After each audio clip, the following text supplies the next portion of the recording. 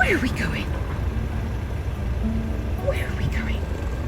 Look at them little chubby chubs. In the dim, Their sterile affirmation light of is, an "I'm emergency offensively clinic, a good-looking." life hangs by a thread. I just A am. tiny It's an body, energy. impossibly And I frail, have it. lies motionless on a steel table. His breaths are shallow, barely stirring the matted fur around his chest. There is no fight left in him, only a vast, deep weariness. This is Mork. Rescued from the suffocating darkness of a meat truck in China, he's been pulled from one death sentence only to face another. You see the flicker of a pulse, the faintest sign of existence, and you understand that his story is balanced on the razor's edge between a tragic ending and a beginning. No one could yet dare to imagine it. Come here.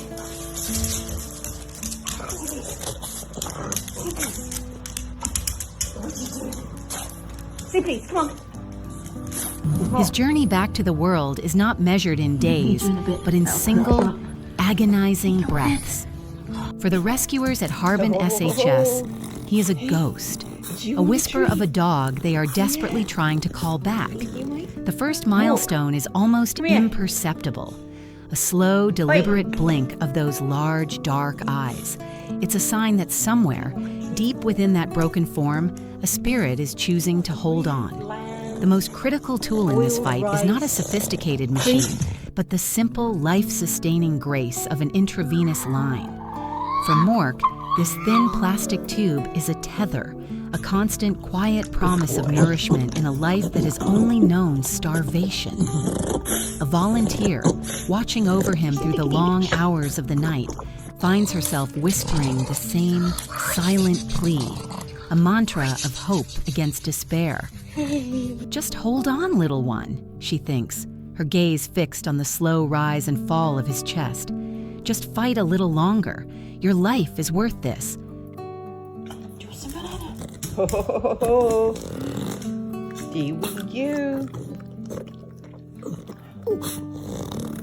The next chapter of his survival unfolds thousands of feet in the air, in the belly of a plane crossing an ocean. The world becomes a roar of engines and a blur of foreign movements. But inside his small transport crate, there is a single point of solace. It's a simple tool of comfort, a soft, well-worn blanket, placed there by his Chinese rescuers. It carries the scent of their care, a familiar anchor in a sea of overwhelming newness. When the crate is finally opened under the bright California sky, the first thing he feels is not the ground, but the gentle, steady hands of the woman who orchestrated his journey, the founder of Road Dogs and Rescue, and the person who would become his entire world. You can see the moment she lays eyes on him, the mixture of shock and fierce determination. He's even smaller than I imagined, she thinks, a protective instinct surging through her. All that way just for this. We have to make it count. What you doing? What are you doing, Mork? Go get him. Go get him, Mork. Go get him. Go get him. Are you gonna see these, Mork? Are you gonna see these? His first steps into his forever home are not bold, but achingly tentative. The quiet click of his tiny claws on the polished hardwood floor is the only sound in the room. He moves with the caution of an animal who has learned that safety is a fleeting illusion. He explores a single corner, his nose twitching, deciphering the alien sense of peace and permanence. Here, a new and profound discovery awaits him, a shallow, wide water bowl always full. For a dog who has known brutal scarcity, the constant, unquestioned availability of fresh, clean water is a miracle. It's a small detail, but it's the cornerstone of his new reality. Watching him from the doorway, his new human holds her breath, her heart filled with a fragile hope. Will he ever learn to just split open be a dog? all the She love and wonders. milkiness in it. Will he ever understand that nothing here will hurt him? Mork, what are you doing? Look at that face. We love you, Mork. Look at the chip chops. Look at the chip chops. Weeks turn into months. Yeah. The house, once a That gets you landscape up, of doesn't it? potential threats, slowly becomes a sanctuary, The turning point comes not with a grand gesture, but a quiet interaction. One of the other rescue dogs, a gentle soul, approaches Mork. There is a long, silent moment of appraisal, a cautious sniff, and then something miraculous happens. Mork offers a hesitant, slightly clumsy play bow. It is the first time he has spoken the language of his own kind, a language he was never given the chance to learn. A small, forgotten plush toy, a squeaky hedgehog that has sat untouched for weeks, suddenly becomes the object of his attention. You see him nudge it once with his nose, a flicker of curiosity, of awakening instinct. It represents the unfurling of a part of him that was buried beneath layers of trauma.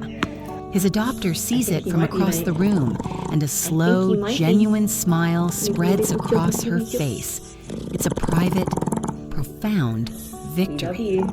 "There you are," she whispers to the little dog. "I knew you were in there." What are you doing, Mork? Hey, Mork! What you doing, Mork? Mork's got the zoomies. Have you got the zoomies? His past, however, is not so easily erased. It lives on in his fragile body, a legacy of the bad breeding that likely created his unique look. Vet visits confirm lingering health issues, a permanent shadow that will walk alongside him. But Mork does not dwell on these shadows. Instead, he seeks the light. You can see him discover the golden patch of sunlight that spills across the living room floor each afternoon. It becomes his sacred space, a tool for pure, unadulterated comfort. He will sprawl out in its warmth, legs akimbo, belly up, a picture of absolute contentment. People are always captivated by his appearance, his uncanny resemblance to a beloved character from a galaxy far, far away. They ask about his breed, suggesting a DNA test, but his human knows better. Looking at his peaceful face, she holds a quiet, firm conviction. No, she thinks. His story isn't in his genes, it's in his survival. His uniqueness is his own, not a template to be copied and risked for a novelty. What are you doing, Morky Monster? What are you doing there, little man? Come on. Come on. And so, his days settle into a gentle rhythm of quiet joys. He has found his place not in spite of his history, but perhaps because of it, bringing a unique and profound appreciation for the simple pleasures of being safe, warm, and loved. The journey from the edge of death on a meat truck to a sun-drenched spot on a living room floor is a testament to the resilience of a single, small life. It speaks to the quiet, powerful truth that some souls are not meant to be understood by their origins or their genetics, but by the love they learn to finally accept and the quiet peace they eventually find. Come on. Do your golem impression. There he is. Hey. Is this your precious? Is this your precious? Thank you for watching. If you liked the story, feel free to comment, like, and subscribe. See you in the next video.